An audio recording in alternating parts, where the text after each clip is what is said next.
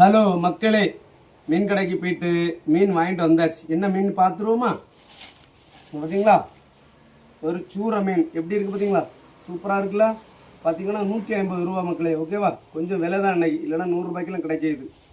அப்புறமா பார்த்தீங்கன்னா இங்கே பார்த்தீங்களா நல்ல நெத்தலி மீன். இங்கே பார்த்தீங்களா இவ்வளோ 50 ரூபா. பார்த்தீங்களா, நெத்தலி மீனும் கொஞ்சம் குட்டி மீனும் 50 ரூபா. ஓகே மக்களே, ஐயில் குட்டி நிறைய கிடக்குது.